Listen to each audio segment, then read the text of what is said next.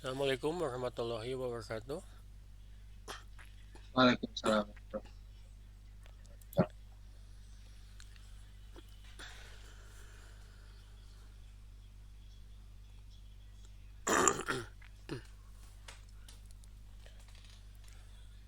Mana yang lain?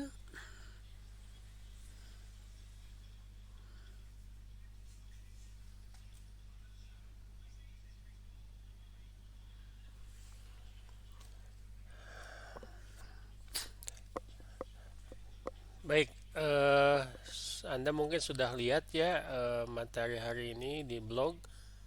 Rasanya ada yang aneh ya kalau kita berbicara mengenai interaksi manusia sekarang ya memanfaatkan teknologi informasi tanpa menyinggung eh, media sosial ya.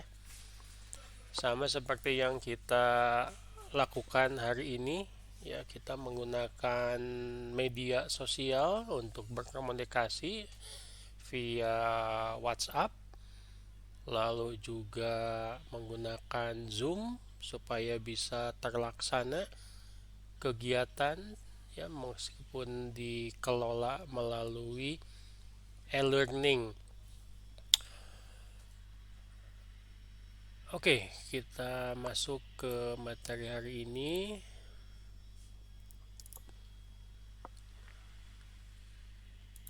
Bisa dilihat presentasinya, PowerPoint.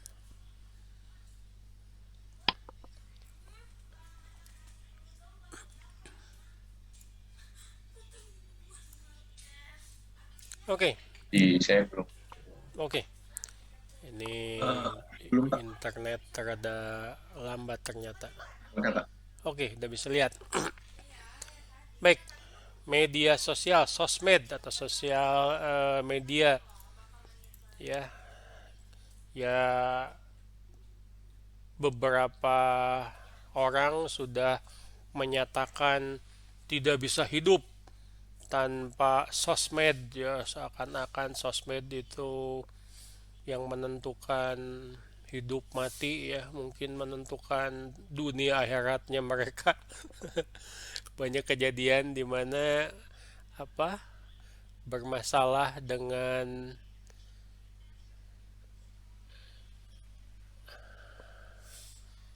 halo halo putus ya barusan. Ya Pak. Sorry. Ya.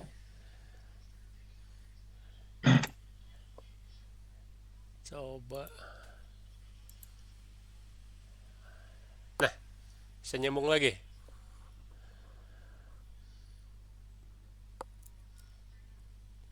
Bisa lihat presentasinya PowerPoint. Aduh, Ya Pak. sebentar ini Bisa, internetnya Pak. nggak benar nih. Sebentar ya.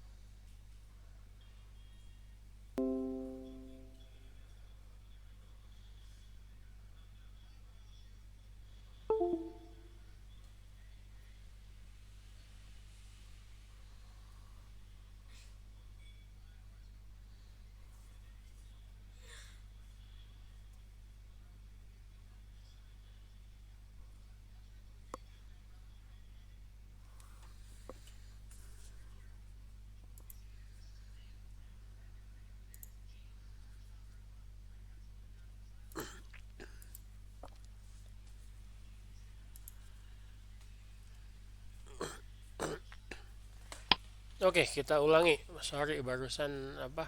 Internetnya down, putus-putus mulu. Saya ganti ke tethering saja.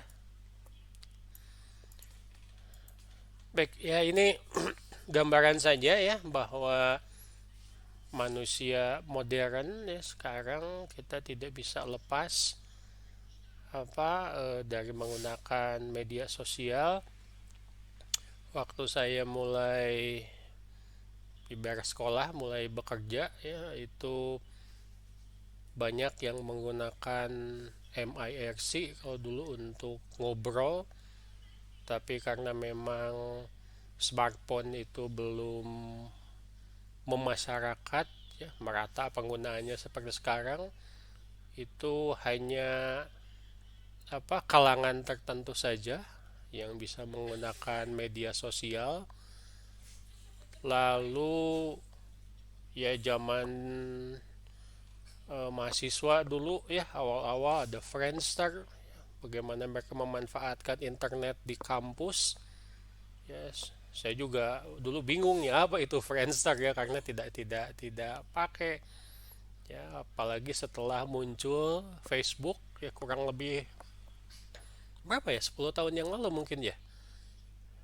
Ada belum lama-lama amat perasaan Facebook tuh mulai yang namanya media sosial ya dengan segala macam ya, ada yang bisa bertahan sampai sekarang tetapi juga ada yang eh, ya tidak bisa bertahan ya. Sekarang yang namanya Zoom itu menjadi kata umum digunakan di zaman pandemik dalam pertemuan menggunakan video call ya. Dulu sebelum Zoom ada Skype ya. Dulu ada mulai Facebook, terus ada Google pengen menyaingi Google Plus, tapi ternyata juga tidak bisa ya. Google Plus kalau tidak salah memang sudah ditutup. Tetapi juga ada beberapa yang bisa bertahan ya, bahkan sekarang itu kalau ada masalah di berbagai bidang, tweet orang ya dari Twitter itu biasanya menjadi salah satu yang diperhitungkan ya dalam interaksi antar pengguna media sosial ya, macam-macam lah. Saya yakin Anda lebih paham mengenai penggunaan media sosial dibandingkan dengan saya. Baik, dari sisi konsep ya, penggunaan teknologi untuk menghubungkan manusia, situs web jejaring sosial seperti yang umum sekarang digunakan ya, Facebook atau Twitter, digunakan oleh jutaan ya, mungkin puluh juta, ratusan juta setiap hari untuk bertukar foto, main game ya, dan ya orang iseng kali ya mengikuti aktivitas teman atau mungkin pujaan mereka atau idola mereka. Ada yang eh, berfungsi untuk melakukan lelang misalkan seperti eBay, atau kalau yang mau jalan-jalan pakai Trip Advisor ya untuk orang melihat rekomendasi mana nih tempat yang bagus nanti untuk jalan-jalan, atau cuma melihat video dari YouTube, atau cuma melihat gambar-gambar orang yang mendadak cantik atau kasep lewat Instagram ya.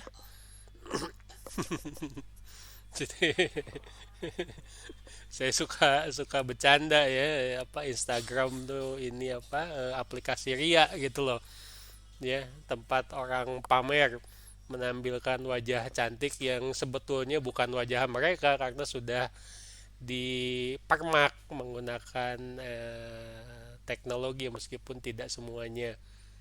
Nah, berbagai yang aplikasi seperti ini yang berbagi konten ya itu disebut sebagai media sosial ya. Ini sistemnya memang dirancang untuk me, apa ya me, meniru mungkin ya kegiatan aktivitas sosial yang umum dilakukan oleh manusia. Nah, salah satu yang menjadi ciri khas dari medsos ini adalah kemampuan orang untuk membuat konten. Istilahnya di sini UGC ya, user generated content. Ya seperti saya misalkan ya suka merekam eh kuliah ya, atau bikin video sendiri atau posting materi kuliah di blog, ya saya bikin konten sendiri. Ya bisa dengan eh, bebas di posting, Anda bisa mengaksesnya dengan mudah. Anda bisa posting profil pribadi di LinkedIn misalkan. Ya siapa tahu nanti setelah, ya saya harapkan mulai dari sekarang Anda aktif di LinkedIn ya, membentuk jaringan baik sesama dengan Unpas maupun dengan sesama mahasiswa atau lulusan teknik informatika yang lain. Salah satu keunggulannya nanti ke manfaatnya itu adalah Anda sudah membentuk jaringan kerja. Ya, saya sudah mengajar, sudah bekerja di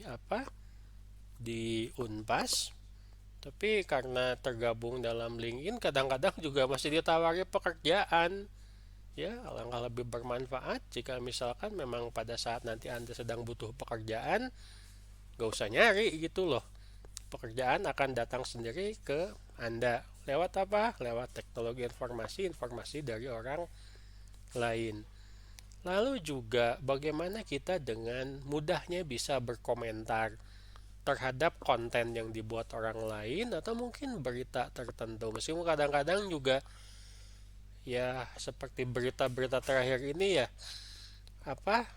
pengguna internet di Indonesia itu termasuk tergalak di dunia katanya ya. Ya jadi kalau bikin saya takut juga ya kalau misalkan membuat satu konten, waduh nanti di protes ya.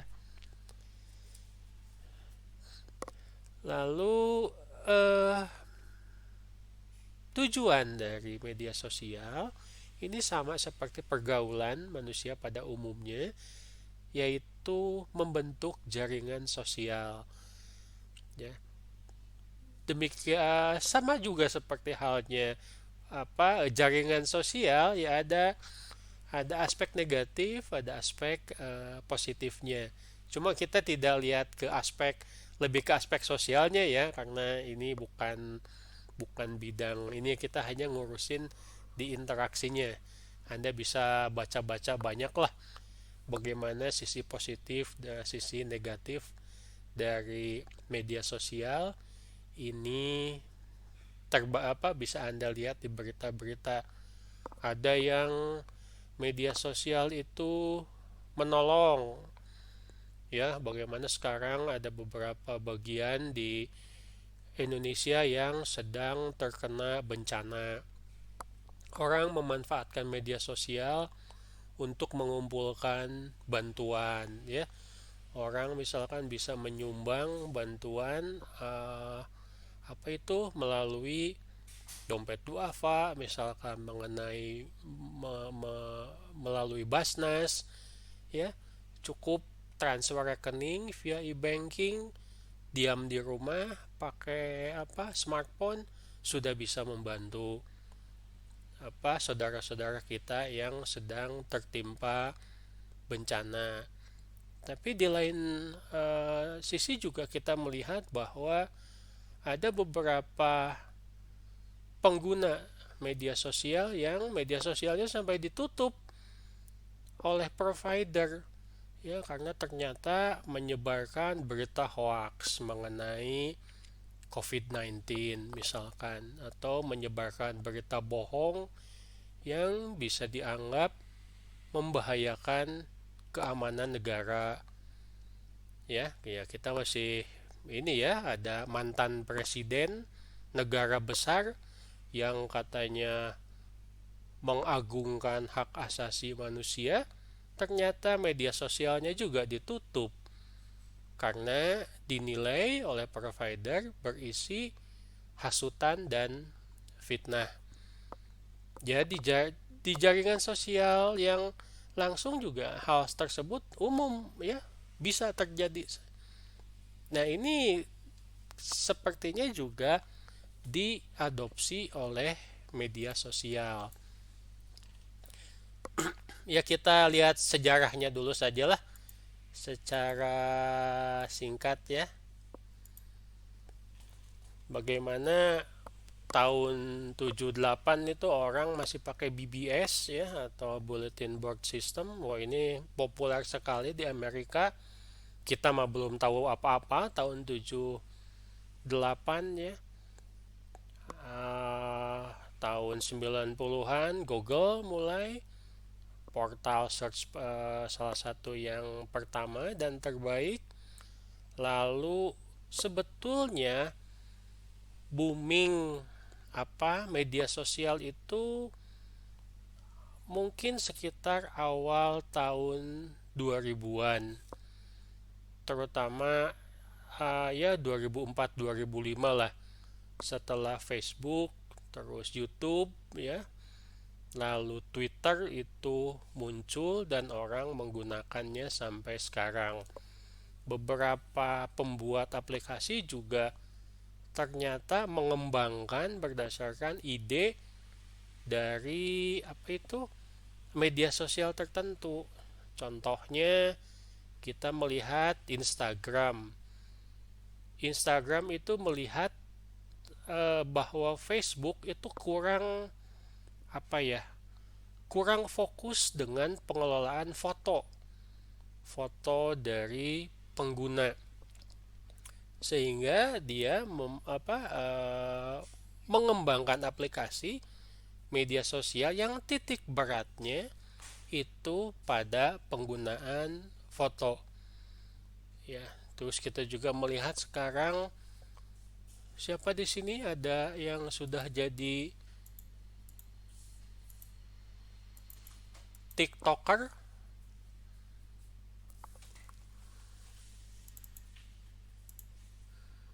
Loh, kok nggak bisa nih? Halo, bisa dengar suara saya? Bisa, Pak. Bisa, Pak. Oh, Bisa, ini Pak. kok nggak bisa ya ininya? Oh, bisa. Siapa yang senang main TikTok? Ya, mungkin itu adalah pengembangan ide dari YouTube ya. Orang itu ternyata rada kesulitan membuat konten yang menarik dalam waktu yang lama, sehingga mereka bikin video yang bisa mudah dikelola tanpa edit yang aneh-aneh, tanpa banyak menggunakan aplikasi tambahan untuk edit video dalam waktu yang singkat ya, di dilayani oleh aplikasi TikTok. Dan ternyata itu jadi mode ya. Tetapi juga kita harus mengingat bahwa yang namanya aplikasi itu, terutama ya aplikasi di bidang teknologi informasi, juga salah satu yang harus diperhitungkan adalah ada yang disebut sebagai ketidakpastian. Ada yang bisa bantu saya kenapa disebut ada ketidakpastian? Mungkin informasinya masih yang belum valid. Bukan hanya informasi, tapi mengenai aplikasi itu sendiri. Ya, bahwa apa yang populer hari ini besok-besok mungkin sudah menghilang. Di sini ada gambar Google Plus. Ya, masih ada yang pakai Google Plus. Google Plus masih ada sekarang, sudah tidak ada ya. Karena kalah bersaing. Ya, di sini ada Friendster. Friends sekarang sudah tidak ada. Di sini ada BBS. BBS sudah lenyap. Saya tidak tahu yang besok-besok. Ini tidak bisa kita perhitungkan. Ya, tetapi ya begitulah yang namanya sosial media. Hari ini Facebook jadi raja, Twitter jadi raja, 10 tahun yang akan datang mungkin ada saingan, ya bahkan eh, pemerintah di mana perusahaan tersebut berada juga tidak bisa melindungi itu. Kalau sudah tidak populer ditinggalkan oleh pengguna, ya sudah, ya jadi inovasi, pengembangan, bentuk apa jejaring sosial yang lebih mudah, lebih menarik itu tetap dibutuhkan. Baik, kita lanjutkan. Media sosial sekarang begitu biasa digunakan dalam pergaulan sosial dan pekerjaan sehingga perancang media interaktif apapun tidak dapat mengabaikan fakta bahwa orang akan menggunakan media sosial sebagai bagian dari interaksi. Sebentar, saya mau ngecek dulu pernyataan ini betul bagian dari interaksi. Ada di antara Anda yang di rumah itu apa kirim pesan pakai WhatsApp ke penghuni rumah yang sama karena malas ngomong? Ada? Ada Enggak Pak, gitu. kenapa? Rumah saya luas sekali Pak. Orang tua saya ada di depan, saya ada di apa kamar, ya jarak dari kamar ke ruang depan tempat orang tua saya itu ada sekitar 2 kilometer. Capek Pak kalau datang ke sana. Ya, jadi saya ngasih tahu aja lewat WhatsApp. Ya, ya kadang-kadang saya juga suka iseng ya. Apa motret apa gitu di rumah ya, terus kirim lewat WhatsApp. Padahal yang baca itu orang-orang di rumah aja gitu loh. Ya, ya biasa daripada stres ya, diam saja di rumah iseng ya tidak apa-apa ya. Nah, itu hal yang wajar sekarang ya. Kadang-kadang juga kita bikin apa sebuah video gitu ya, kirim sama keluarga, ya melepas kangen lah supaya karena kita juga tidak bisa normal seperti dulu ya, setiap saat bisa ketemu. Nah, orang atau pengguna akan menggunakan berbagai aplikasi media sosial, saluran media sosial untuk tujuan yang berbeda, menghasilkan apa yang disebut sebagai ekologi media sosial. Oke, coba saya tanya sama siapa nih? Rizky. Ya Halo Pak, Rizky, medsos apa yang menjadi favorit Anda? yang paling sering dibuka WhatsApp sama Instagram Pak. WhatsApp sama Instagram. Oke, saya ambil contoh Instagram. Kenapa Anda pakai Instagram? Eh, untuk lihat hiburan-hiburan, cari hiburan. Hiburan. Apa yang menurut Anda menjadi hiburan? Tolong jangan sampai Anda bikin tambah stres ya melihat Instagram. Kalau saya lihat Instagram itu soalnya tambah stres, seakan-akan semua orang yang ada di Instagram itu adalah orang yang sukses dunia akhirat. Yang cantik, yang kasep gitu loh. Kenapa Anda bisa menyebutkannya sebagai hiburan? Kan saya follow-nya kayak akun-akun yang buat lucu-lucu gitu Pak. Jadi cari Hmm, hiburannya di situ. oke ya, ya bagus ya. Jadi tujuan Anda adalah untuk menghilangkan stres, bukan nambah stres ya. Ada orang-orang yang lihat Instagram itu stresnya malah nambah. Halo Imam, Imam pakai apa yang jadi favorit media sosialnya? Instagram sama masih Jangan-jangan Facebook Instagram, sih yang Pak. lain. Facebook Pak. Facebook. Kenapa Facebook? Ya. eh biasa kalau Facebook biasanya grup-grup diskusinya masih dipakai sih Pak. Masih di Facebook. Anda mendapat manfaat dari menggunakan Facebook, begitu. Iya Pak. Oke, ya dari Rizky, dari Imam kita bisa melihat bahwa orang itu punya persepsi, punya kebutuhan yang mungkin berbeda-beda, ya. Kadang-kadang juga itu dibentuk bukan hanya untuk apa hiburan, tapi mungkin juga mengikuti apa ya? Mungkin mode ya, apa skala sekarang yang lagi tren ya. Kan sekarang ada selebgram, istilah-istilah seperti itulah, ada tiktoker atau apa youtuber, ya blogger itu bukan cuma jadi sebutan, tetapi juga bisa jadi profesi, itu juga bisa jadi apa ya? Mungkin status sosial juga. Itu adalah hal yang wajar dalam pergaulan sosial. Oke, ini saya ingin memberikan gambaran kepada Anda, kenapa sih orang menggunakan media sosial, ya. Ini berdasarkan salah satu survei yang dilaksanakan oleh Statista. Saya juga lupa lagi. Oh, ini 2015 nih, di Inggris ya. Jadi melihat dari remaja ya sampai dengan orang yang beranjak dewasa. Jadi persentasenya ternyata yang cukup besar itu adalah to find out what my friends are doing. Jadi ini benar-benar mewakili jaringan sosial, pengen tahu kabar temen atau orang yang kita kenal yang masuk ke dalam jaringan kita. Lagi ngapain sih mereka? Lagi ada di mana? Ya, sehat-sehat saja atau lagi sakit misalkan, ya. Lalu persentase yang selanjutnya yang cukup besar itu adalah to send message directly with my friend. Directly, langsung, tanpa harus titip pesan ke orang ketiga. Betul?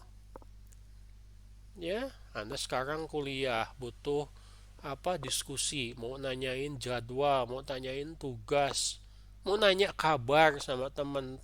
Kamu di mana? Wah, sudah di Bandung. Ketemuan yuk. Kamu di mana? Oh, saya masih di luar kota dan seterusnya. Lalu, nah justru yang rada di tengah ini adalah to keep in touch with relative. Ya, setelah teman baru keluarga. Terbalik ya, maksudnya keluarga dulu. Baru teman. Lah justru begitu katanya. Saya juga ya, sepertinya di Indonesia seperti itu, teman dulu baru keluarga. Ya, wah di media sosialnya pertemanan itu selamat hari ibu, selamat hari ibu. Terus ditanya sama temennya, sudah ngasih selamat hari ibu sama ibu? Belum. Ya, ribut dulu aja gitu loh di jaringan pertemanan, sama ibu sendiri lupa, jangan ya. Lalu persentase yang lebih rendah itu adalah to post my foto atau video. Ya, dan terakhir itu adalah to see what my friend are watching or listening to. Ya, jadi apa sih yang lagi mode sekarang ya? Teman saya kemarin nonton apa ya? Nonton film apa ya? Atau dengerin musik apa? Atau baca buku apa? Nah, kurang lebih meskipun ini cukup lama surveinya, tapi saya harap ini bisa memberikan gambaran kepada Anda mengenai manfaat apa yang dirasakan, apa yang dilakukan oleh orang-orang menggunakan media sosial. Nah, tadi saya menyinggung apa yang disebut sebagai ekologi media sosial. Jadi jika pelajaran biologi ya, ada ekologi, ada lingkup hidupnya itu loh. Tetapi kurang lebih apa yang kita lihat sebagai interaksi itu ada 3 komponen penting. Yang pertama adalah ada audience, ada yang nonton, ada yang baca, ada yang melihat, ada yang mendengarkan. Mendengarkan apa si audiens itu? Konten, ada isinya. Bagaimana saya ya kemarin lihat iseng-iseng itu loh di berita, ternyata ada konten YouTube yang memecah rekor dislike. Saya juga sampai bingung ya, kok benci banget orang itu. Ya, ternyata salah satu yang memecahkan rekor like and dislike itu adalah lagu Baby Shark. Ya, siapa yang masih ingat lagu Baby Shark? Silahkan menyanyikannya. Ya, ya. Katanya terbagi 2 pihak, 1 pihak anak-anak, 2 pihak orang dewasa. Ya, pihak anak-anak senang lagu Baby Shark karena mudah diingat, mudah dinyanyikan. Ya, pihak orang tua sebel sama lagu Baby Shark karena mereka dikejar-kejar terus katanya oleh lagu itu. Sampai stres sendiri. Tiap pergi kemanapun itu lagu disetel. Ya, sampai pusing gitu loh. Ya begitulah yang namanya konten media sosial. Di satu sisi mungkin, tapi kita melihat bahwa audiens itu diberi kebebasan untuk suka atau tidak.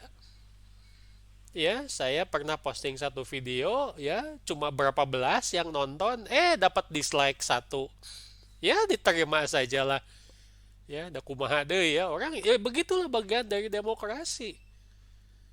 Jadi kalau Anda tidak siap dikritik ya jangan masuk masuk ke medsos.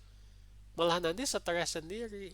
Nah, bagaimana audiens dan konten ini bisa bisa disampaikan, bisa tersampaikan, yaitu butuh channel, butuh jalur, butuh media sosialnya. Audiens itu bisa teman dekat, bisa teman, tapi tolong teman di sini kadang-kadang juga teman dalam tanda kutip ya.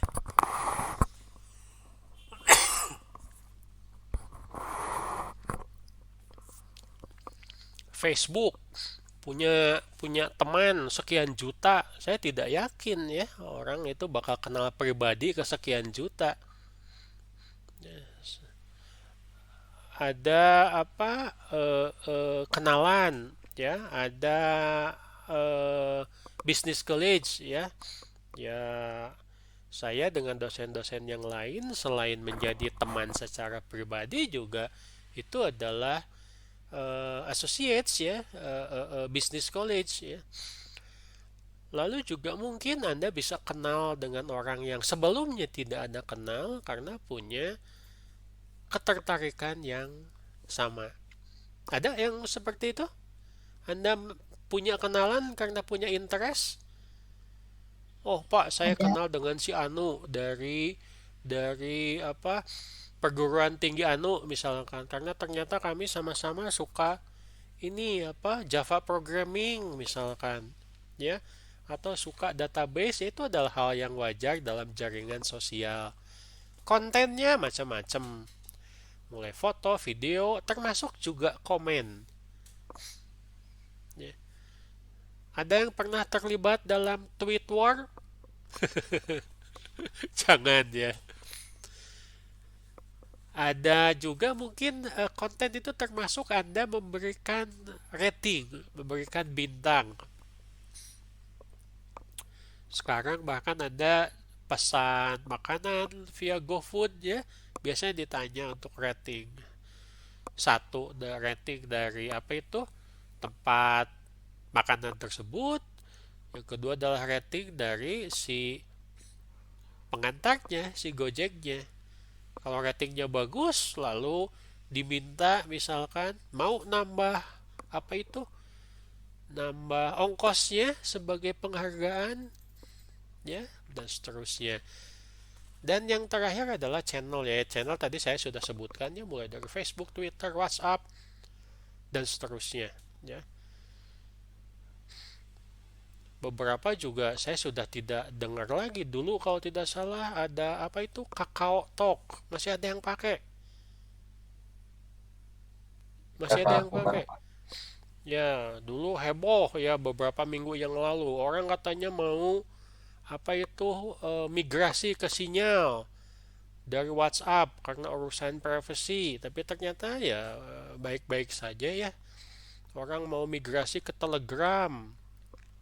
Nah, ekologi media sosial ini harus ada tiga komponen ini. Ini satu bagian-bagian ini tidak bisa dipilih salah satu. Anda bikin video, cuma diem aja di laptop, ya tidak akan nyambung dengan audiens. Kalaupun Anda menggunakan apa, misalkan tidak menggunakan channel, ya tidak akan ada komentar, tidak ada kritik ya. Demikian juga channel. Kenapa misalkan si YouTube itu memberikan imbalan ya dari hasil iklannya kepada para penyedia konten. Karena mereka paham tanpa penyedia konten YouTube itu bukan apa-apa. Semakin menarik, semakin banyak yang nonton, ini sangat menguntungkan untuk YouTube dan keuntungan tersebut harus di-share dengan penyedia konten. Ini mudah dipahami ya dari tiga komponen dari ekologi media sosial. Nah, saya ingin memberikan contoh hal-hal yang mungkin oleh masyarakat awam tidak tidak terfikirkan atau mungkin juga tidak tahu, yaitu media sosial akademis. Ya, berbagai aktivitas dapat diukur dan digabungkan untuk secara otomatis memberikan peringkat reputasi secara keseluruhan. Kenapa perguruan tinggi sekarang itu sangat concern dengan media sosial akademis? Karena menjadi salah satu ukuran untuk misalkan peringkat keilmuan dari perguruan tinggi tersebut. Dalam dunia akademis, Google Cendekia atau Google Scholar ya atau researchgate.com adalah dua saluran yang menghitung skor berdasarkan beberapa banyak artikel pengguna yang telah diunduh, berapa kali dibaca, berapa kali digunakan sebagai referensi atau dikutip. Indonesia untuk dosen-dosen itu ada portalnya khusus namanya Sinta ya. Jadi itu peringkat untuk dosen yang melakukan penelitian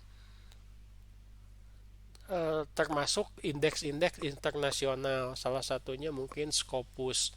Tetapi ternyata salah satu sumbernya itu adalah Google Scholar. Jadi kalau Anda bikin penelitian, lalu masukkan ke konferensi, diterima, Anda ikut seminarnya, Anda presentasi, masuk ke buku laporannya, tercatat ISBN-nya ya, terbitan, lalu seminar atau konferensi tersebut diakui, tercatat, secara otomatis nama Anda nanti bakalan muncul. Nanti Anda bikin TA. TA itu akan dipublikasikan di Digital Library. Nanti akan dicatat itu. Ya, TA-nya berkualitas itu akan dicatat nama Anda. Anda akan dicatat sebagai akademisi atau researcher atau peneliti. Ya. Karena saya sudah beberapa kali menulis, ternyata nama saya juga tercatat di ResearchGate. Saya membuat membuat login ya, membuat akun. Nanti si ResearchGate itu akan laporan via email jika ada yang baca penelitian saya. Jika penelitian saya dikutip oleh orang lain. Itu adalah satu prestasi ya untuk akademisi. Bahwa kita itu diakui di lingkungan. Kenapa disebut media sosial? Ya sama dengan jaringan sosial, interaksinya. Meskipun ini terbatas di akademisi. Coba bayangkan Anda misalkan berkumpul dengan teman atau dengan keluarga. Pada saat Anda bicara, orang lain itu mendengarkan dan menyimak. Anda itu dianggap gitu loh. Itu menjadi sebuah kebanggaan, ya, itu menjadi sebuah prestasi. Bayangkan kalau Anda tidak dianggap, ya, jadi di teman atau di keluarga itu invisible gitu loh. Ya itu bukan interaksi yang bagus. Anda mau ngomong nggak dikasih kesempatan dan seterusnya. Ya bukan cuma ini ya, bukan tidak tidak menyenangkan juga. Jaringan sosial seperti itu kan. Apa ya istilahnya? Take and give. Di satu sisi Anda bisa memberi, di sisi lain juga Anda bisa mengambil pelajaran, mengambil pengalaman orang lain. Anda bisa berbagi pengalaman. Begitu yang namanya interaksi sosial secara umum. Bagaimana di bidang akademis? Sama. Orang bisa menyediakan konten, tapi orang juga bisa pakai konten orang lain. Tapi harus dicatat dalam referensinya. Jangan diaku-aku. Ya, itu jadi apa? Aturan dalam perilaku akademik. Itu adalah hal yang wajar. Ini tadi berkali-kali saya menyebutkan bahwa basic dari media sosial itu adalah jaringan sosial, di mana orang memandang saluran media sosial yang berbeda dan memikirkan tentang bagaimana konten akan menembus jejaring sosial mereka. Akan dianggap, akan jadi masukan, ya, akan syukur-syukur akan ini apa bisa menghibur orang lain ya, bisa menambah pengetahuan ya. Saya sangat tidak menyarankan Anda membuat sebuah konten yang menarik ya, tetapi juga bikin orang jadi ribut misalkan ya. Orang menampilkan diri mereka dalam kehidupan nyata, mereka menunjukkan bahwa orang secara konstan menilai ekologi jaringan sosial mereka dan merefleksikan karakteristik dan norma yang dirasakan dari saluran yang berbeda. Suka atau tidak, di dalam jaringan sosial itu ada norma-norma, ada aturan, ada etika yang harus kita patuhi dalam interaksi. Nah, ini juga harus terbawa dalam media sosial. Ya, Anda tidak bisa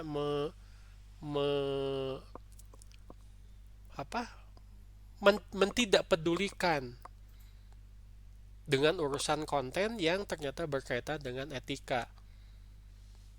Contoh ya, saya suka membahas dengan anak-anak saya konten hiburan misalkan di Amerika untuk di Amerika contoh saja nih ya, bahwa orang membuang-buang makanan ya, misalkan ada orang lagi makan terus bercanda terus makanannya itu dibuang atau dilempar ke muka orang lain, itu kadang-kadang dianggap sebagai sesuatu yang lucu. Tetapi di negara kita itu adalah sesuatu yang sangat tidak lucu ya. Bagaimana yang namanya makanan, rezeki dari yang Maha Pencipta itu dibuang-buang, itu sama sekali bukan sesuatu yang menghibur. Membuat prank yang menyakiti orang ya, lalu kita ketawa melihat penderitaan orang, itu bukan sesuatu yang menghibur. Itu perbuatan yang secara tata krama, etika, sopan santun, dan norma-norma di masyarakat yang berlaku itu tidak bisa diterima. Ada orang ngasih bantuan, ngasih ini sedekah sama orang lain, ternyata isinya sampah kan. Kalau tidak salah pernah ya kejadian seperti itu ya. Betul. Akhirnya dituntut sama polisi ya. Dia sendiri bingung minta maaf ya. Toh salah itu. Ya. Kenapa tidak difikirkan di awal bahwa itu akan menyakiti orang? Baik. Nah, hal seperti itu juga harus diperhatikan.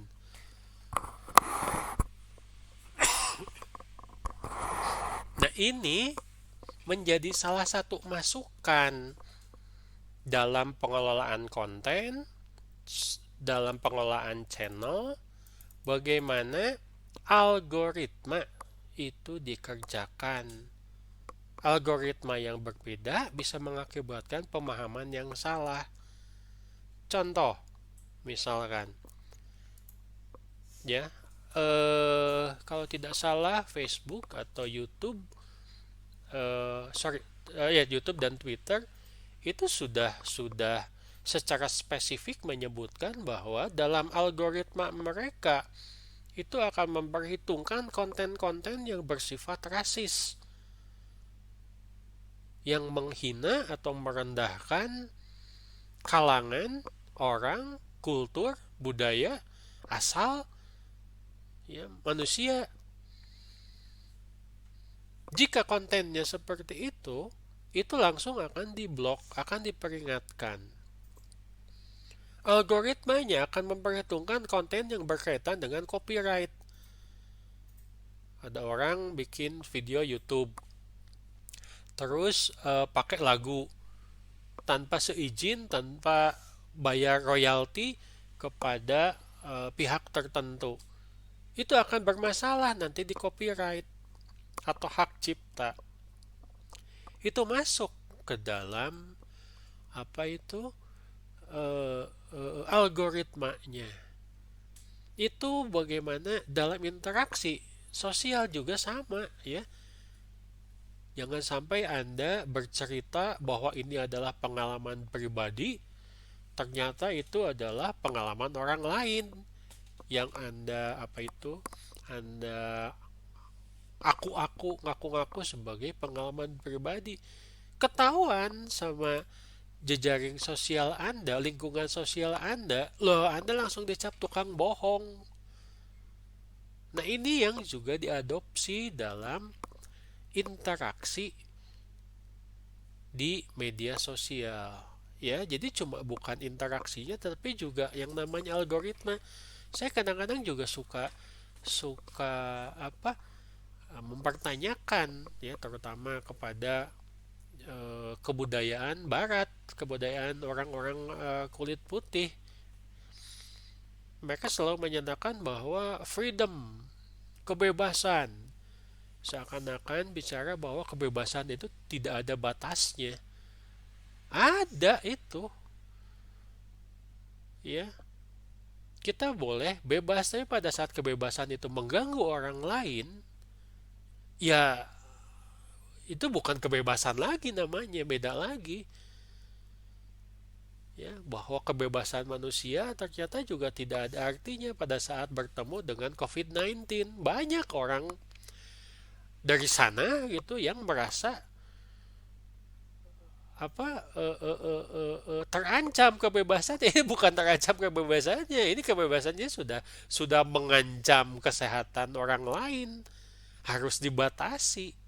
Ada yang tidak terima, ya, terhadap kenyataan ini dan tidak mau paham.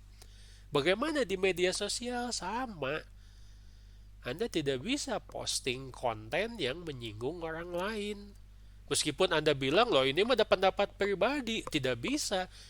Karena nanti pada saat Anda posting di media sosial, ya jadi konsumsi dari jaringan sosial. Hal seperti itu tolong diperhatikan, ya. Saya yakin Anda sudah masuk semester-semester akhir, ya, sudah cukup paham lah hal-hal seperti ini. Tapi kadang-kadang saya juga suka melihat, ya, mahasiswa semester-semester awal tuh kelakuan SMA-nya tuh masih saja. Salah satunya bicara dengan dosen misalkan, ya, kayak ke teman sendiri. Ya, tidak menggunakan tata krama dan sopan santun. Mungkin kalau di negara lain, ya, negara liberal, ya itu bukan hal yang aneh. Tapi di kita masih ada yang namanya kultur, ada budaya, agama dipegang, ya. Hal itu jadi masukan, ya, di jaringan sosial dan bukan hal yang aneh. Baik, selanjutnya yang kita bahas dalam media sosial adalah navigasi media sosial. Navigasi sosial dipandang mencakup seluruh teknik dan desain yang membuat orang sadar akan orang lain, keberadaan orang lain, dan tentang apa yang telah dilakukan oleh orang lain.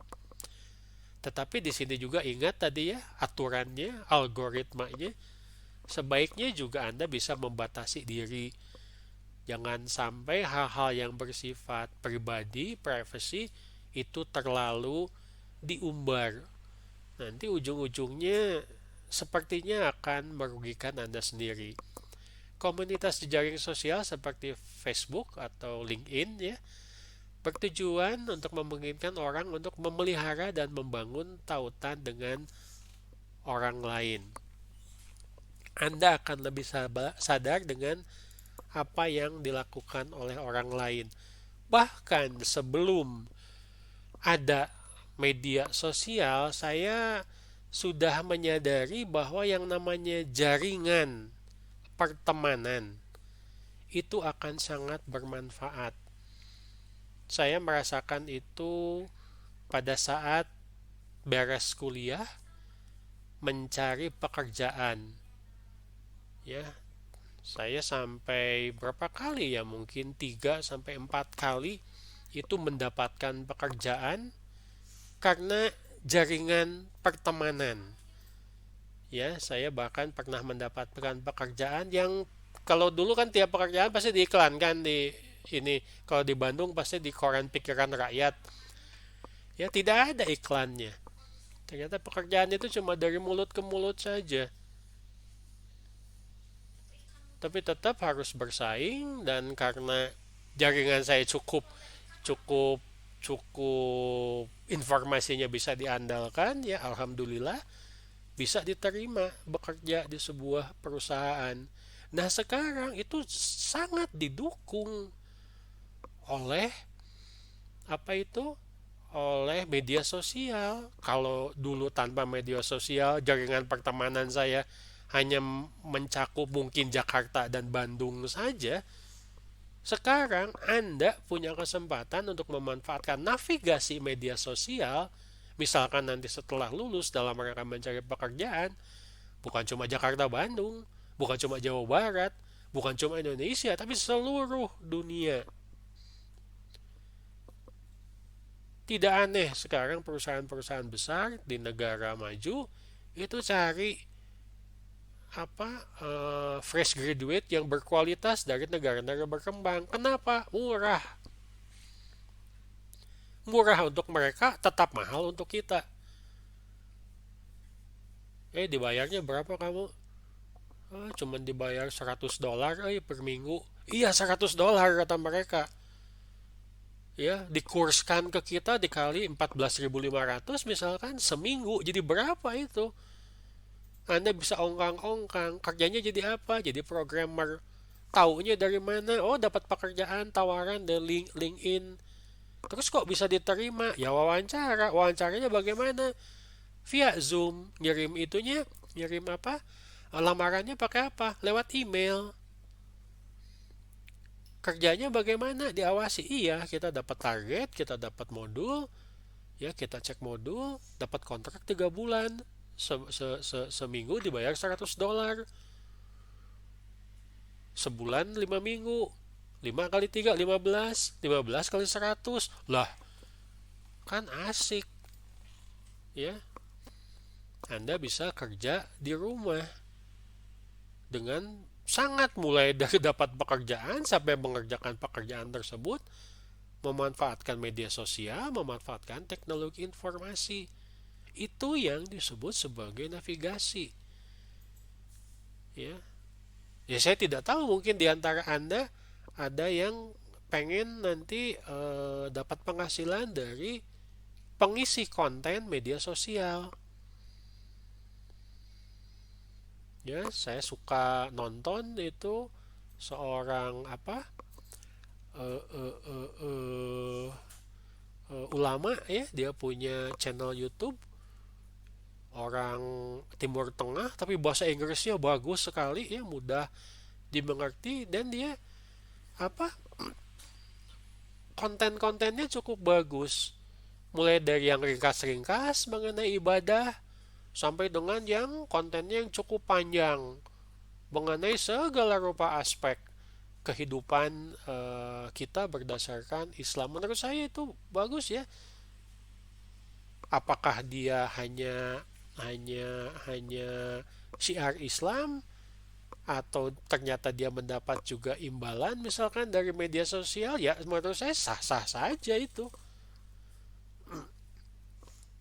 Bagian dari dia mencari rezeki yang halal, ya. Tentu saja dengan catatan selama dia bayar pajak, ya.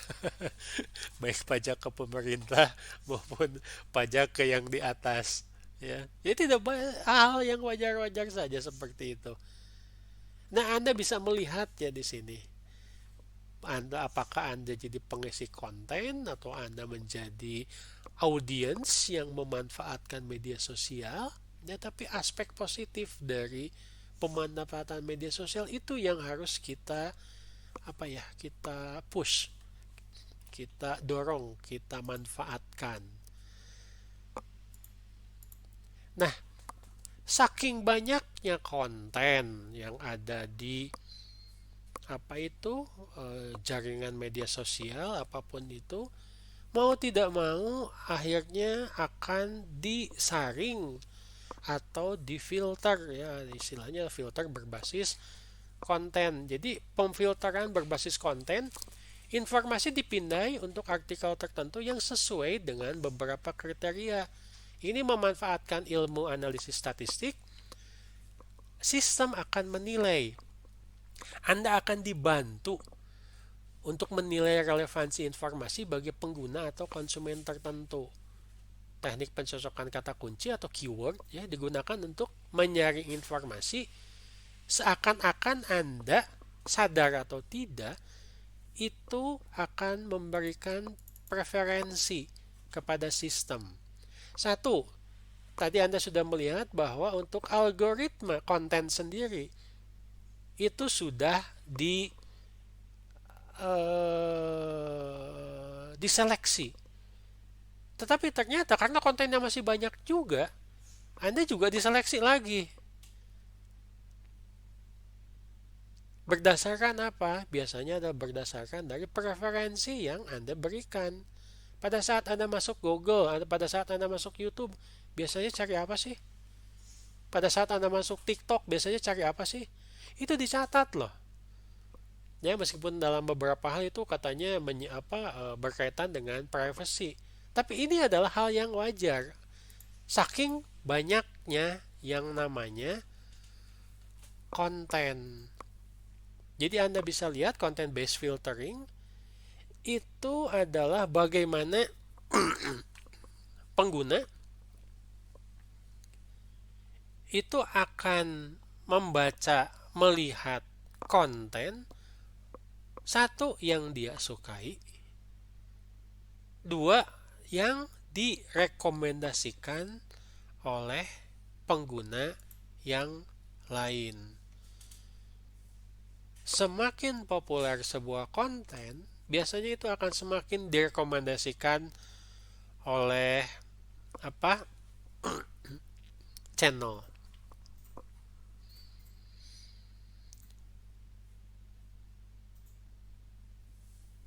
Atau Anda melakukan pencarian, atau istilahnya di sini adalah read by user.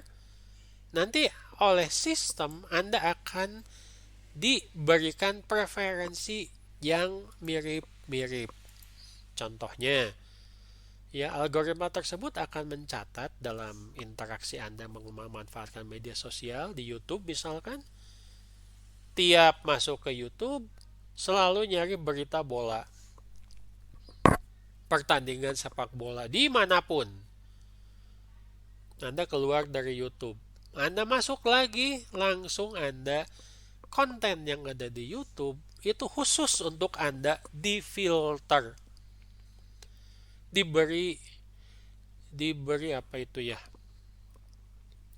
preferensi mengenai video-video pertandingan bola terbaru atau terpopuler. Betul? Dava, di YouTube suka nyari apa? Kalau saya carinya dokumenter, Pak Yus. Dokumenter, ya. Betul bahwa pada saat Anda exit dari YouTube, pas masuk lagi langsung ditawarin yang Ya, dokumenter? kadang ada lanjutannya, kadang ada Kadang-kadang dokumenter yang ada mirip-mirip. lanjutannya. Oke, siapa lagi ya? Trie Utami, halo? Halo, Trie Utami bisa dengar? Tahu Pak, iya Pak. Halo, saya tidak tahu kalau di Facebook gimana. Ada tidak content based filtering menurut Anda? Hmm, kayaknya sih ada. Misalkan kalau kan biasanya untuk Facebook pertemanan ada apa ya? Ada orang yang dengan interest yang berbeda yang sama. Betul tidak Anda suka di ini? Suka di apa itu disarankan untuk berteman. Ada Pak. Contohnya apa? Misalkan Tri Utami senengnya ngapain? Hmm, kayak Yang apa pernah ya? kejadian aja lah. Masak atau apa atau nonton bola tadi. Makanan sih Pak. Makanan apa Ya, seneng ini ya apa wisata kuliner misalkan ya atau masak. iya. Apa yang dilakukan oleh Facebook? Hmm, Memberikan rekomendasi atau bagaimana iya mengenai jaringan sosial yang mungkin punya apa itu interest yang sama atau mendadak nyambung direkomendasi sih Pak. direkomendasikan ya. Oke, ya hampir di setiap media sosial ada yang seperti itu. Ya, satu saat saya seneng lihat video-video kucing yang lagi berbuat bikin kita ketawa misalkan ya. Pas saya masuk lagi ke YouTube isinya kucing semua. Jadi tonton aja satu-satu, lumayan hiburan ya, obat stres. Ya, itu yang kita sebut sebagai content based filtering. Bagaimana tadi misalkan di media sosial akademis? Sama ya, sebagai seorang peneliti, sebagai seorang dosen, salah satu yang saya masukkan di apa akun saya misalkan di ResearchGate atau di Google Scholar itu adalah bidang penelitian saya. Saya masukkan sistem informasi, saya masukkan apa IMK ya, Human Computer Interaction, saya masukkan database. Nanti lihat dengan similarity-nya dengan para peneliti lain ya. Jadi pada saat orang lain itu posting atau ada yang penelitian mereka di bidang IMK, di bidang usability itu dipublish ya internasional di satu apa itu jurnal tertentu itu saya langsung dapat emailnya. Kenapa? Karena direkomendasikan nih tolong dibaca nih kan sama apa research fieldnya bidang penelitiannya. Siapa tahu bisa membantu saya dalam penyusunan paper selanjutnya penelitian. Itu adalah hal yang wajar ya, bukan artinya menggerecokin apa itu privacy kita, tapi saking banyaknya konten. Saya yakin Anda juga tidak tidak suka semua konten yang ada di YouTube atau teman-teman yang ada di apa itu ada di Facebook misalkan sama dengan jaringan sosial. Kecil kemungkinan Anda akan berinteraksi dengan orang-orang yang tidak Anda sukai. Ya, lihat aja di kampus. Padahal sama-sama anak informatik ya. Tapi kadang-kadang saya mah kurang nyaman bergaul sama dia. Kenapa dia mau ngomongnya gitu? Ya, ngomongnya gitu gimana? Pokoknya gitu aja lah. Nah ini interaksi-interaksi seperti ini diperhitungkan dalam pemanfaatan media sosial. Lalu juga yang harus diperhitungkan adalah bagaimana sistem itu bisa, tadi kan ada filter, ya. Yang diberikan juga adalah yang direkomendasikan atau recommended oleh ya other user, ya, oleh pengguna yang lain. Sistem memberikan rekomendasi, memberikan saran kepada pengguna untuk mendapatkan informasi berdasarkan apa yang disukai atau tidak disukai orang lain dengan selera yang sama. Pengguna yang menggunakan sistem ini terhubung ke server yang melacak apa yang dilakukan semua orang, artikel yang mereka baca, ya, film dan seterusnya. Lalu sistem akan membuat kelompok orang dengan selera yang sama. Kenapa tadi Anda dapat filter? Karena Anda memberikan masukan untuk sistem. Kenapa Anda ditawari, direkomendasikan sesuatu? Karena ternyata Anda bisa dikelompokkan oleh sistem, misalkan pada orang yang punya keselera, kebutuhan, atau mungkin saya sebutkan tadi bidang penelitian yang sama. Kurang lebih gambarnya seperti ini. Ya, jadi ada content filtering, ada collaborative filtering. Kenapa misalkan pada saat buka YouTube misalkan di laptop, ya, yang paling atas itu pasti video-video dari dalam negeri, dari Indonesia. Itu masuknya adalah content filtering. Apa sih yang populer di Indonesia sekarang? Ya. Lalu selanjutnya adalah apa yang masuk ke collaborative filtering. Apa yang disukai oleh pengguna dan apa yang sedang tren dari yang disukai tersebut.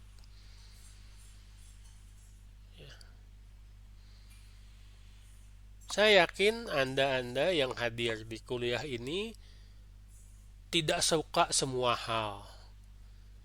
Pasti ada like dan dislike. Ya. Imam, saya yakin tidak suka semua makanan.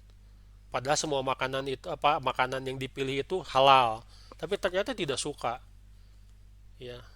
Kata imam tuh, Pak, saya tidak mau sarapan cuma dengan cabai doang, nggak enak misalkan. Ya, tapi di lain mungkin juga ada beberapa orang yang jauh lebih milih pagi itu makan nasi sama cabai doang daripada sama yang lain. Kenapa? Ada suka saya mah. Ya, ya. Gua suka, lu mau apa? Protes. Ya begitulah yang namanya. Nah, ini akan dikelola oleh apa yang kita sebut sebagai sistem yang memberikan rekomendasi atau recommender system. Ya. Jadi kalau kita melihat yang namanya interaksi dalam media sosial itu tidak super bebas, ya. Ternyata ada hal-hal yang harus diperhitungkan dari konten, dari pengguna, dari channelnya juga. Channel juga tidak bisa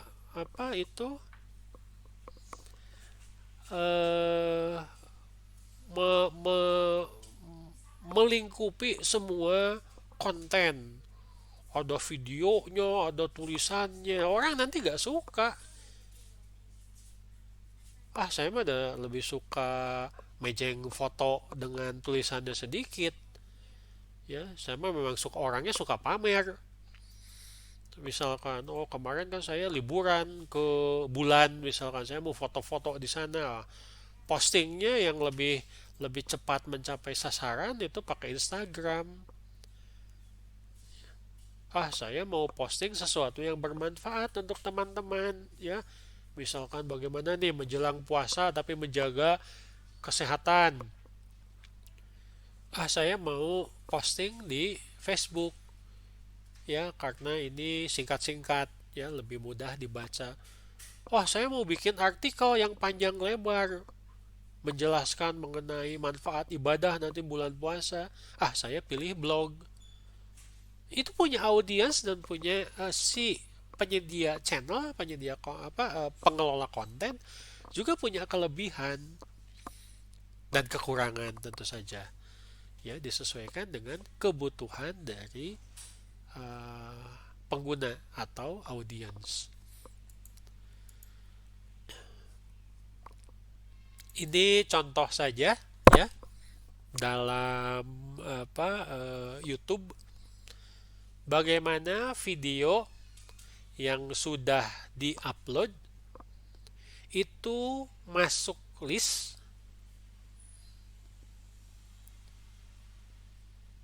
siapa yang menonton, ya, masuk kategori apa. Ingat ya, kalau di YouTube pada saat Anda upload pasti masuknya apakah ini hiburan, ya, apakah termasuk juga ada aturan kalau tidak salah ya yang ketat di YouTube mengenai konten yang melibatkan anak-anak. Itu termasuk filter, mencegah tindak kejahatan yang mengeksploitasi anak-anak. Ya, di negara-negara sono itu tingkat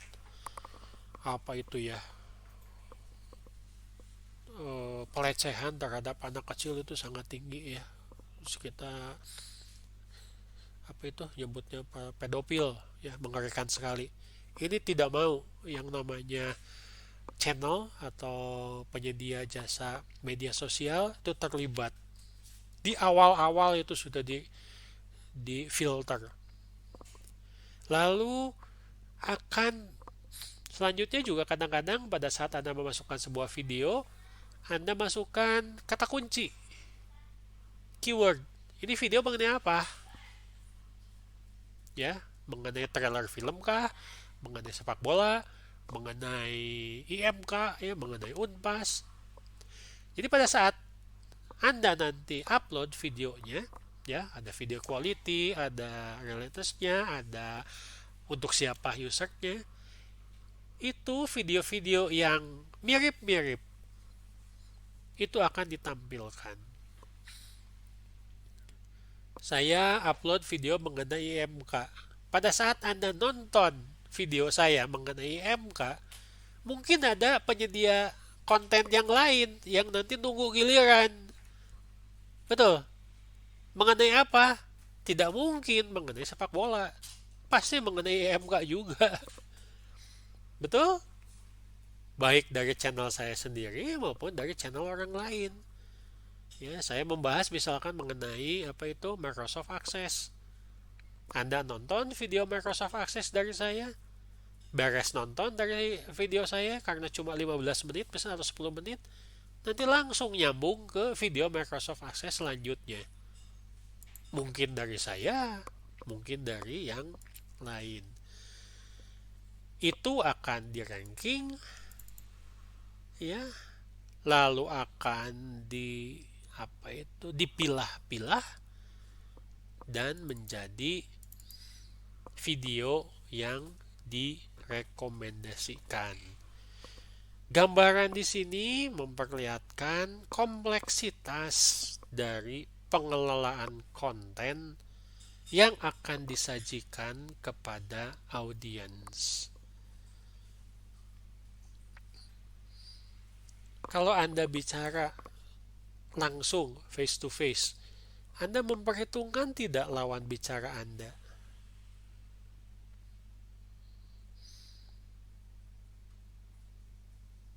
Orang Sunda apalagi ya, orang Melayu, ya, bicara sama anak kecil, bicara sama sesama seumuran, bicara sama orang tua itu pakai bahasa yang berbeda.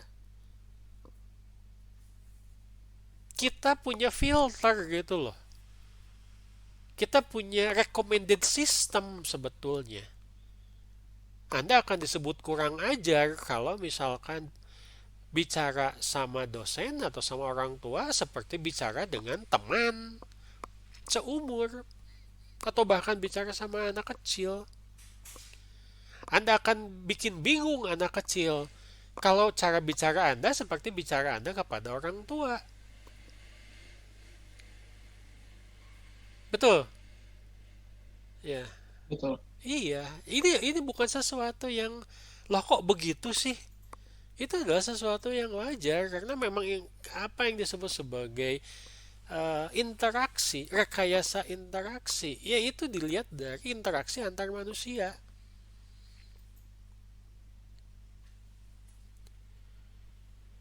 Oke, ya.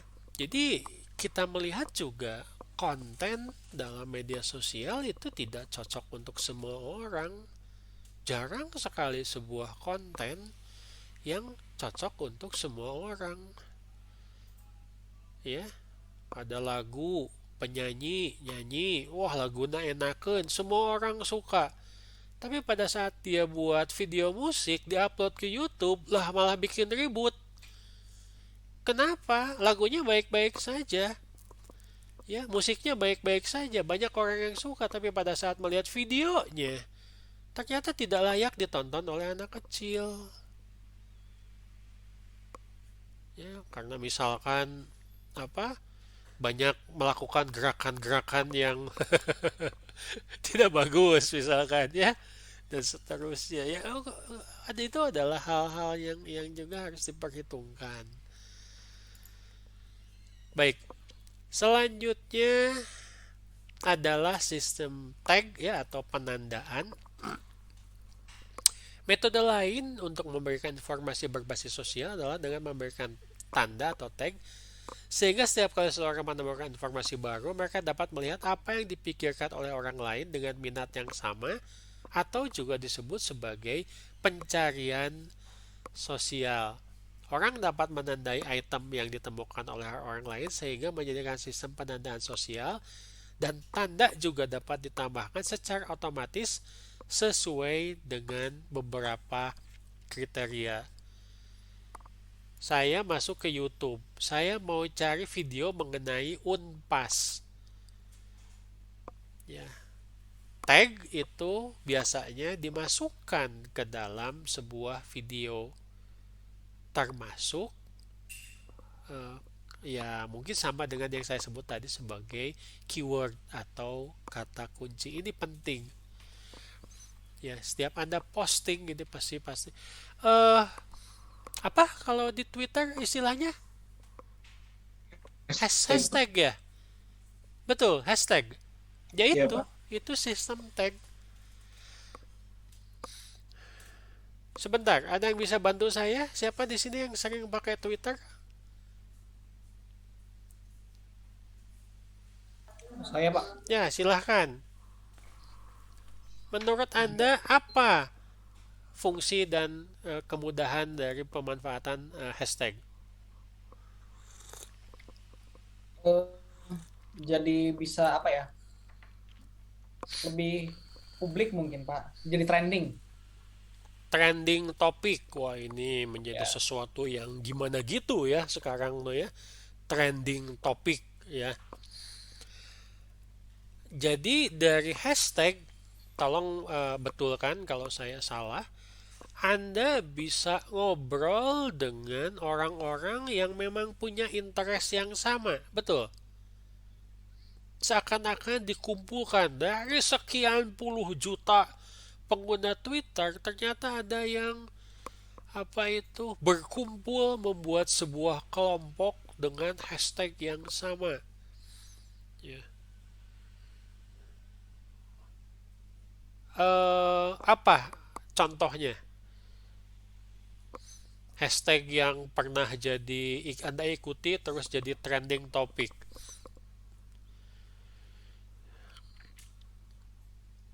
Biasanya kalau apa namanya teh ada BLM kemarin tuh kan rame itu yang di Amerika itu kan Ya, atau yang tentang Black rasisme itu Lives kan biasanya. Matters ya.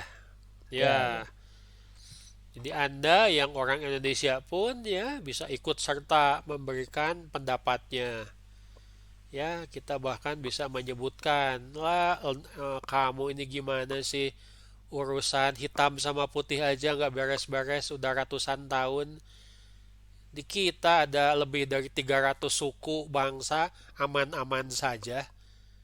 Punya dua aja ribut, kita punya 300 baik-baik saja, gitu ya. Iya, begitulah ya. Repot sudah kalau ada satu pihak yang merasa statusnya lebih istimewa dan lebih tinggi dari satu pihak yang lain. Kalau di kita mah semuanya sama ya, Bhinneka Tunggal Ika ya. Makanya kita mungkin bisa ekspor ideologi ke sana menggunakan hashtag Bhinneka Tunggal Ika. Iya, bisa jadi contoh bangsa kita ya. Kadang-kadang juga saya suka suka tersinggung kalau apalagi sekarang ada orang yang mengagung-agungkan demokrasi. Wah, demokrasi barat itu hebat. Apa sih demokrasi kita? Ternyata juga demokrasi bukan sesuatu yang apa? Bukan sesuatu yang apa itu saklek gitu loh. Kelihatan ternyata demokrasi juga banyak cacatnya. Ya, tidak ada yang sempurna. Ya, dari 4 tahun kemarin tuh masa pemerintahan Presiden Amerika sebelumnya kan jadi bahan tertawaan terus ya karena ternyata aspek manajemen right man on the right job on the right time itu ternyata tidak terpenuhi dan itu heboh ya di media sosial. Sekarang sudah adem lagi, bahkan yang bersangkutan juga ternyata sudah diblok dari media sosial karena ternyata memberi aspek yang dianggap oleh pengelola channel itu negatif ya, tidak bagus. Ya kalau sistem tag saya tanyakan nanti di ujian misalkan ya Anda kasih contohnya itu aja ya, hashtag. Dan saya yakin jawaban Anda jauh lebih paham daripada saya. Kenapa saya nggak pakai Twitter? Baik, tetapi juga apa itu tag itu bukan cuma urusan hashtag ya. Salah satunya di bidang bisnis, jual beli, lelang, eBay, ya, auction, lelang. Itu tag itu berkaitan dengan bagaimana kita bisa menandai sebuah item barang lalu akan mengajukan apa itu tawaran. Yang namanya lelang seperti itu ya. Siapa yang pernah ke mana ya? Pangandaran atau ke tepi pantai Sukabumi lihat lelang ikan. Ada yang punya pengalaman? Wah, gimana ini? Jarang jalan-jalan ya. Sekali-kali ya. Subuh-subuh datang ke lelang ikan ramai. Ya meskipun ngomongnya saya nggak ngerti. Tapi yang jelas itu adalah pasti ada item. Pasti ada harga awal. Pasti ada peserta lelang. Pasti ada peningkatan harga dari tawaran awal dan yang paling tinggi yang menawar dan tidak ada yang menantang lagi itu biasanya jadi pemenang lelang dan bisa membeli item tersebut. Itu masih menggunakan sistem tag. Tandai ya. Lalu Anda melakukan tawaran, istilahnya adalah bid sesuai dengan yang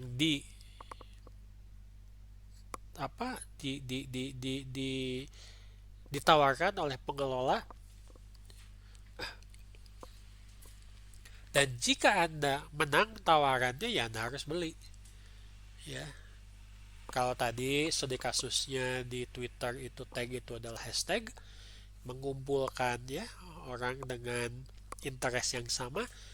Tetapi kalau di contohnya adalah eBay, auction ya, lelang, ini menandai sebuah barang yang diminati untuk melakukan bid, tawaran. Ya, harga dimulai dengan 50.000. Siapa berani 50.000? Saya. Yang bilang ke saya itu sudah nge-tag ke barang tersebut. Ada harga naik. Kita naik 5.000 jadi 55.000. Ada yang mau bid, ada yang mau nawar. Ngacung. Sama, orang yang mungkin sama mungkin berbeda. Sampai akhirnya misalkan pada saat harga sudah 65.000 dari tawaran awal berapa itu 50.000, tidak ada yang berani nawar lebih tinggi lagi. Yang nawar 65.000 dianggap sebagai pemenang dan wajib membeli barang tersebut. Ya, if your bid wins, you must buy. Tetapi ini dilaksanakan secara interaksinya ya menggunakan teknologi informasi.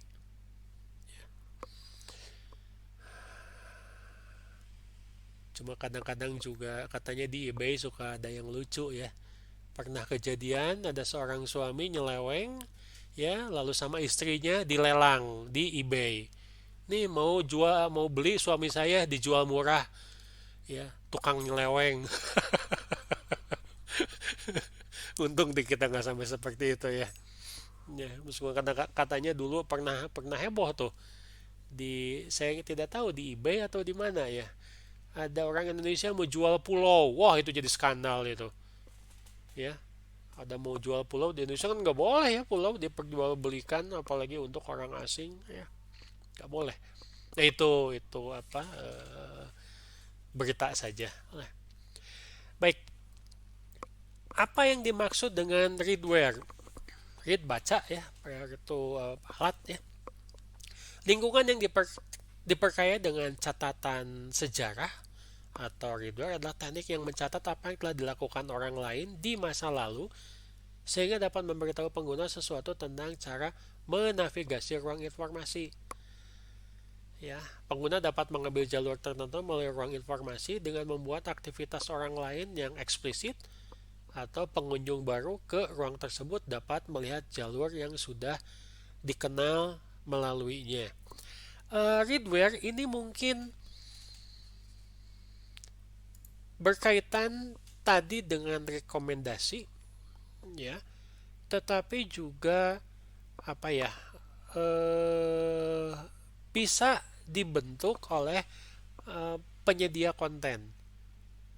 Contoh, Anda yang pernah upload video di YouTube itu pasti melihat bahwa setelah upload berhasil, YouTube itu akan memberikan tawaran kepada Anda untuk Anda dapat merekomendasikan video selanjutnya atau memberitahu video sebelumnya. Jika video yang Anda upload itu adalah bagian dari beberapa video yang saling tersambung di channel Anda. Ini termasuk catatan sejarahnya.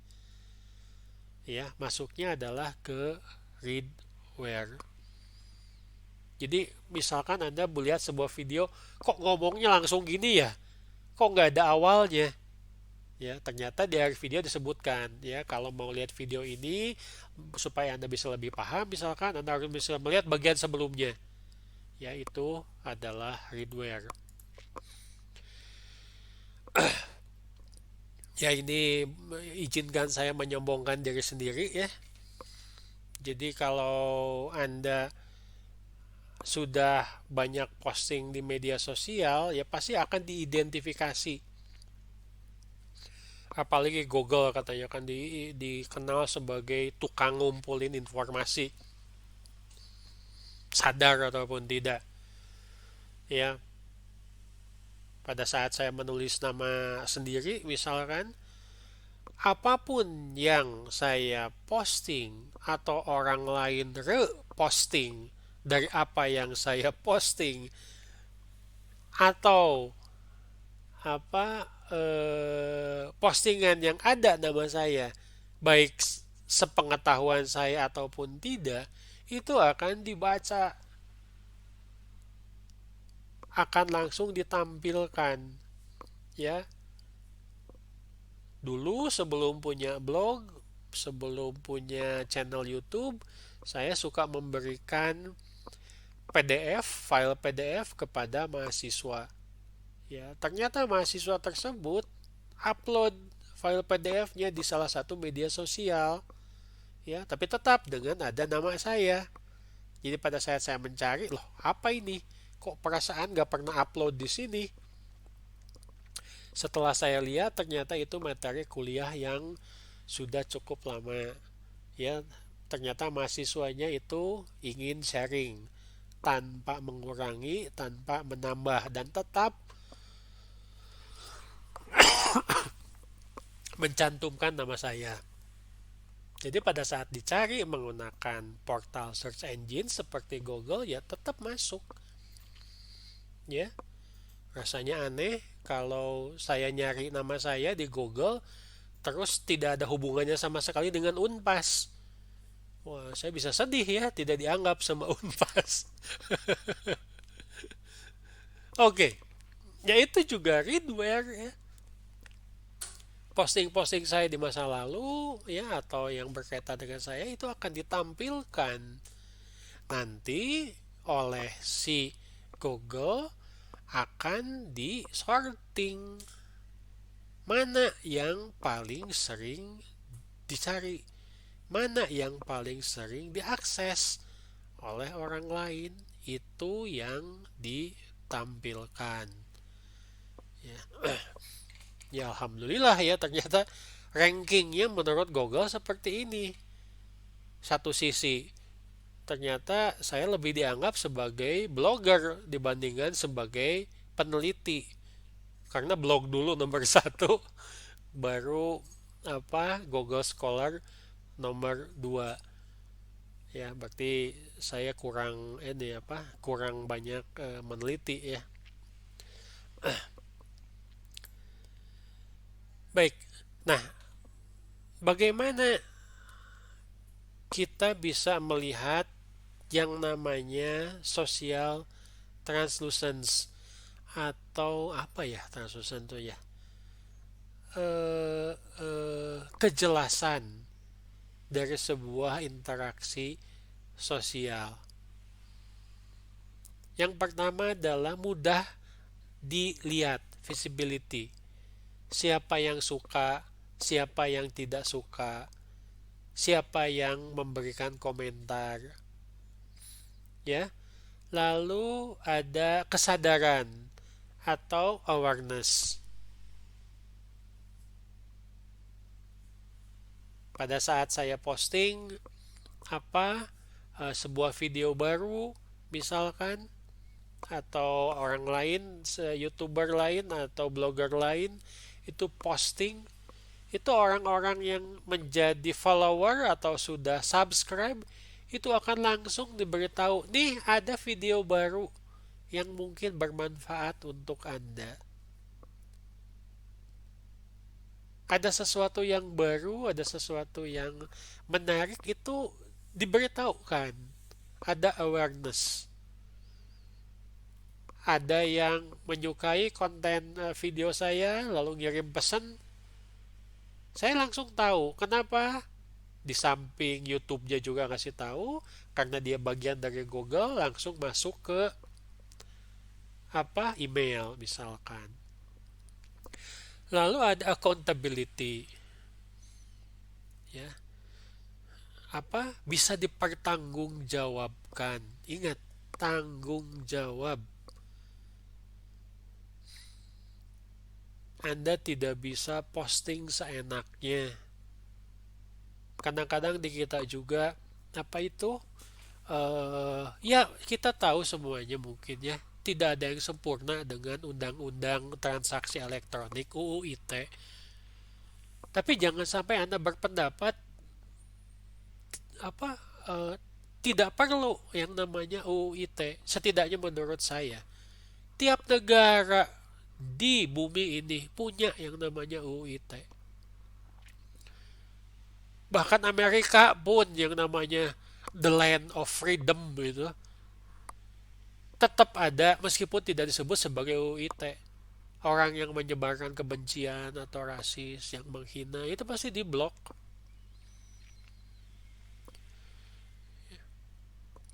Ada pertanggungjawabannya baik dari sisi pemerintah maupun dari sisi pengelola channel, Facebook, Twitter, dan seterusnya. Ya, hal-hal seperti itu jangan sampai. Nah, ini kadang-kadang karena kita pakai nama palsu di media sosial, seakan-akan kita diberi hak untuk berbuat semaunya, berkomentar seenaknya. Tidak. Ya, orang-orang kadang-kadang suka lupa dengan yang namanya digital footprint. Tidak aneh bahwa ada orang yang menghina orang lain di media sosial, itu dilaporkan ke polisi, ya. Meskipun menurut saya juga, ya kasihan ya, polisi sudah banyak pekerjaan ngurusin yang seperti itu saja. Mestinya filternya itu ada di kita, di masyarakat, di pengguna media sosial, bijak dalam mengeluarkan pendapat. Itu mencerminkan tingkat kedewasaan, tingkat kognisi kita. Ya, ujung-ujungnya adalah kehormatan.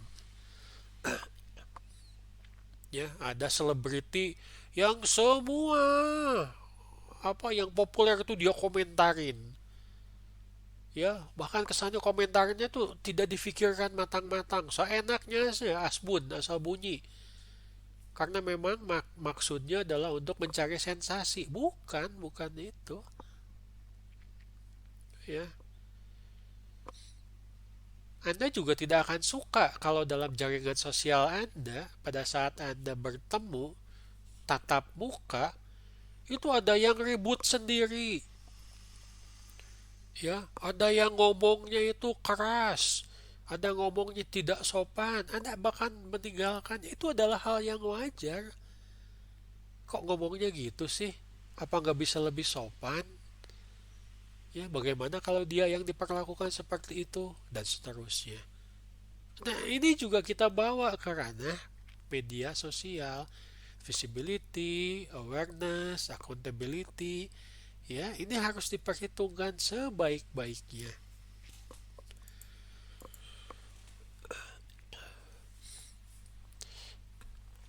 Ya, ini silahkan Anda ini sajalah. Ya, saya juga pusing kalau satu slide ini bisa 2 minggu nonstop kali kalau dijelaskan satu-satu ya.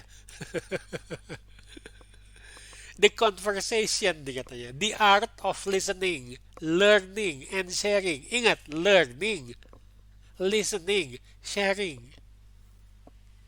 Tidak ada di sini menyebutkan menyebarkan kebencian, menghina orang, ya, mengajukan pendapat yang ya tidak difikirkan dulu ya. Kalau kata anak sekarang mah pakai otak boleh ya. Ya, nggak ada disebutkan di situ. Ya, bahwa untuk listening, learning, dan sharing itu disebut sebagai sebuah seni. Pada saat Anda posting di media sosial, itu akan mencerminkan siapa Anda. Anda akan dinilai oleh jaringan sosial Anda. Anda akan diikuti, Anda akan ditinggalkan. Mungkin Anda akan ditinggalkan, tergantung dari yang Anda ini banyak ya, kita dengar beberapa yang ngakunya selebriti dengan sekian juta pengikut, ternyata setengahnya itu adalah bot. Mereka beli. Seakan-akan yang namanya follower itu adalah hasil ya kadang-kadang juga kan kalau tidak sesuai dengan dunia nyata kan jadi aneh. Ada seorang penyanyi superstar katanya dari luar negeri, Twitternya punya pengikut 15 juta follower, tapi pada saat dia mengeluarkan sebuah album musik baru, yang beli gak nyampe 1 juta. Kan bingung lah, itu yang 14 juta kemana? Katanya follower. Kalau follower kan pasti eager sekali gitu loh melihat produk dari orang yang dia follow. Ya, kadang-kadang juga ada ketidaksesuaian dan kita harus jeli sebagai seorang audien, sebagai seorang penyedia konten, ya. Di sini disebutnya conversation loh.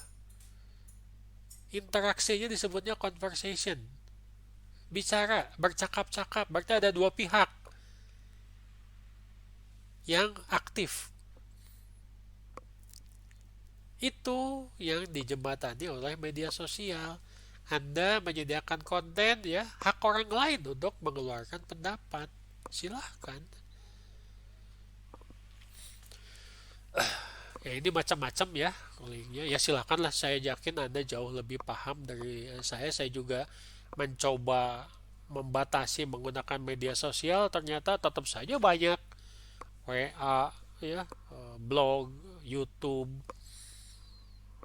dan seterusnya. Baik, di akhirnya jadi kesimpulannya adalah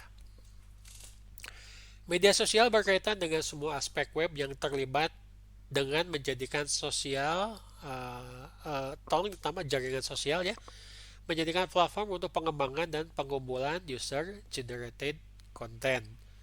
Ya, secara umum media sosial muncul dari perkembangan.com. Prinsipnya ini berkembang terus ya dari sebelum-sebelumnya.